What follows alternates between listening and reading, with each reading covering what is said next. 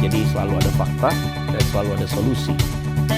Shalom saudara-saudara, kita bertemu lagi dalam program Fakta dan Solusi. Nah, faktanya adalah kita selalu terintimidasi dengan masa lalu kita. Kita harus sadar tentang hal itu.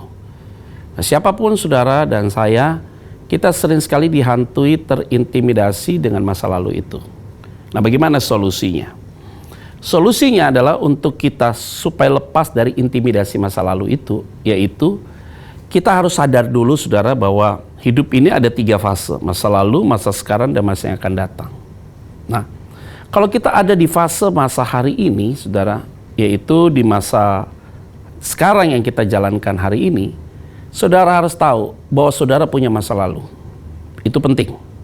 Tetapi saudara juga harus tahu bahwa masa lalumu itu sudah dikubur. Maka Alkitab jelas bahwa dosamu dilempar sejauh timur dari barat ke tubir laut yang paling dalam. Kalau 2 pernyataan itu di dalam firman Tuhan, baik dalam Mazmur 103 maupun dalam Mika, itu jelas sekali saudara bahwa dosamu dilempar sejauh timur dari barat. Ini ingin menggambarkan bahwa matahari terbit pada waktu di timur, terbenam di barat. Artinya Tuhan mengajarkan kita jangan engkau mengingat-ingat atau membuat kesalahan dan engkau tidak menyelesaikan sampai matahari terbenam. Itu adalah menjadi poin penting. Pernyataan yang kedua adalah dosamu dilempar ke tubir laut yang paling dalam. Tubir laut itu adalah dasar laut, dan di bawah dasar laut itu tubir laut. Tidak ada satu orang pun yang bisa sampai ke tubir laut. Artinya, kalau Tuhan berkata demikian, maka setiap masa lalumu itu bukan hanya sudah dituntaskan sebelum matahari terbit, tetapi Tuhan sudah melupakannya dan Tuhan tidak mengungkit-ungkitnya kembali. Yang menjadi masalah, engkau terintimidasi. Itu berarti iblis tahu nggak kesalahanmu? Pernah tahu pasti.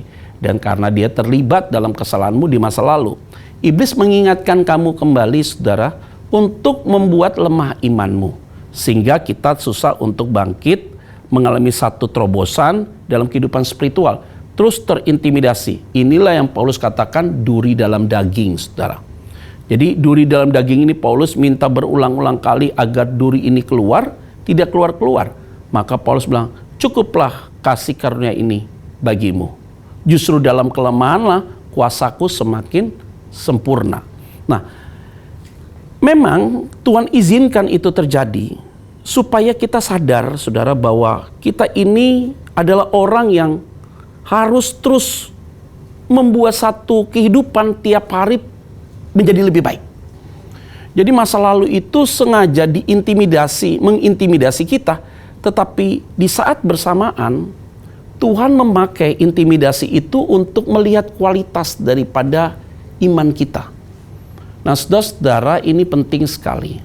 Kita kalau dapat intimidasi itu harus tolak dalam nama Yesus, karena kita tidak lagi sama dengan yang masa lalu kita. Nah, itulah yang penting harus kita terapkan dalam kehidupan kita setiap saat dan setiap waktu. Hanya dengan nama Yesus Kristus yang punya kuasa itu, yang mampukan engkau untuk melepaskan intimidasi itu.